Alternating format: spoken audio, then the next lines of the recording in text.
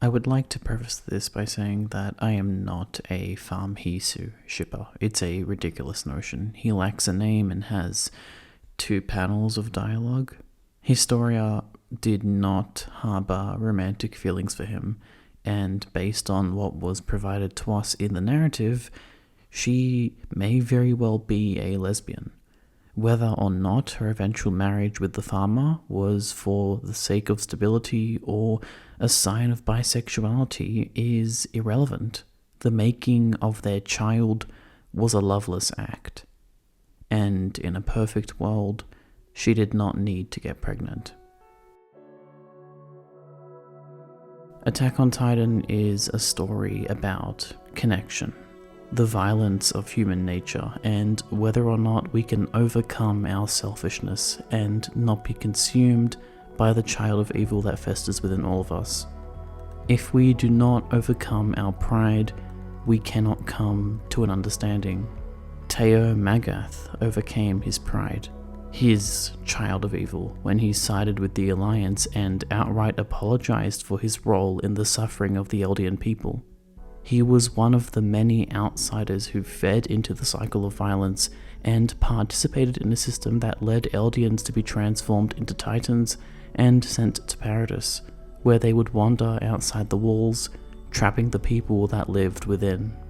It was the 145th King of Eldia, Karl Fritz, who chose to create an isolationist paradise where he and a select few of the Eldian people could live without retaliation from the rest of humanity. But in doing so, he only let the hatred fester. By making his world smaller and abandoning the rest of his people, he had not created a paradise, but rather only allowed further malice to fester among those of the outside world, Eldian or otherwise.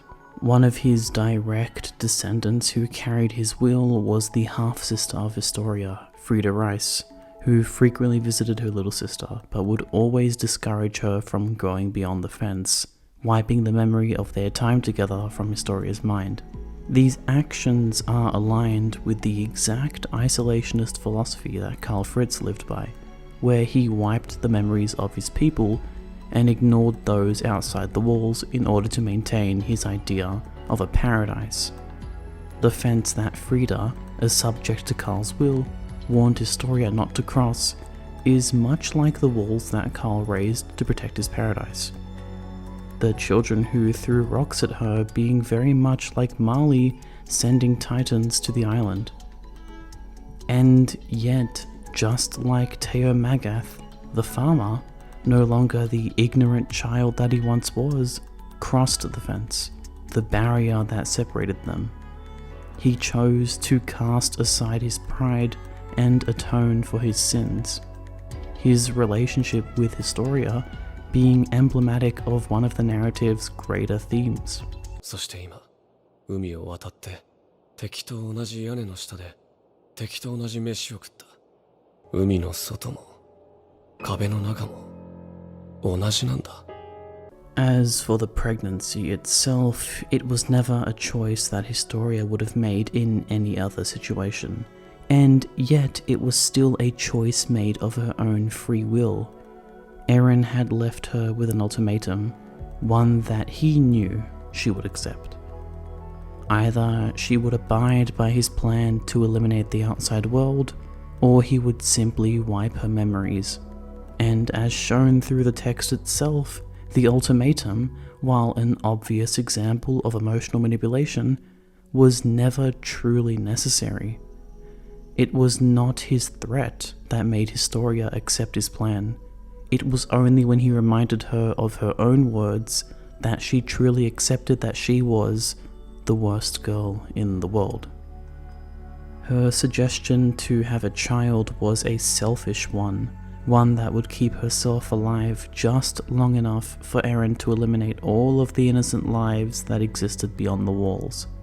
And so she slept with the farmer, the best possible option. Again, this is not me condoning Farm Hisu. She had no romantic or sexual attraction to him. But why have a child? Why not run? Why not fight? Those were the two options that Eren had proposed. The answer to Historia's decision lies with Ymir, Historia's one and only true love. Ymir taught Historia what it meant to be proud, to live one's life with their head held high. She was a character who carried more wisdom than the rest of the 104th. In chapter 46, she deconstructed Reiner's inner turmoil almost immediately, juxtaposing Eren's slander and threats. Being the voice of reason in the conversation, with Eren acknowledging that she knew far more than he did, Ymir refused to work with Eren so long as he remained, in her own words, worried about petty little things.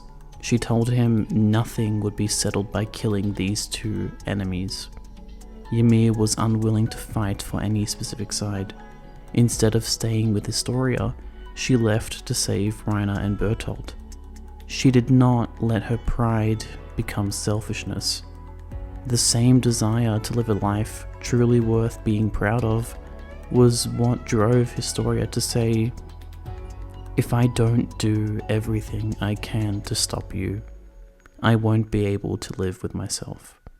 She could not possibly live with her head held high the way Ymir wanted her to. The same Ymir who knew that there was no true enemy aside from the child of evil within us all. If Historia had run away or chosen to fight the government, it would have led to a civil war, one that would have not only led to the deaths of innocent civilians, those that she was sworn to protect, but it would have also meant abandoning the children at the orphanage, the ones that she was raising to have a life far better than the one that she had.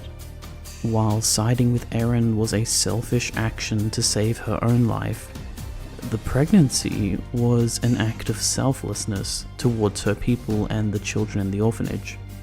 It was Historia's internal struggle to overcome her child of evil.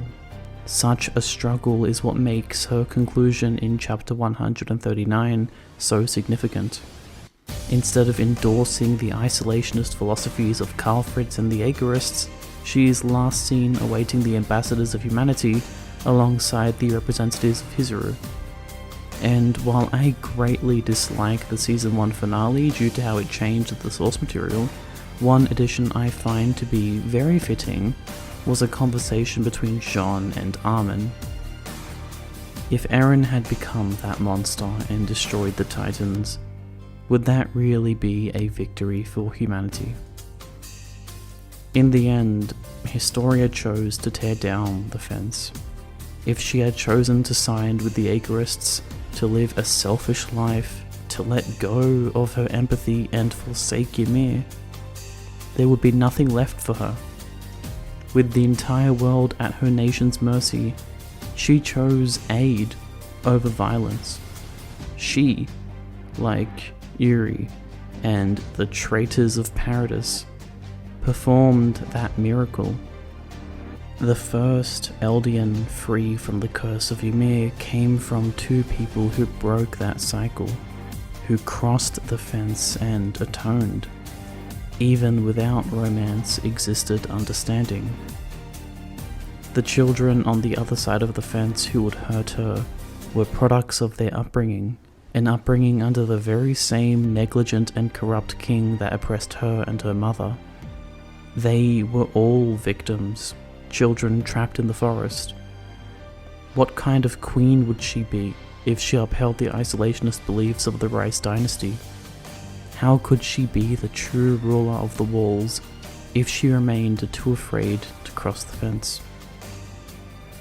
Find the self-worth to live your life with pride.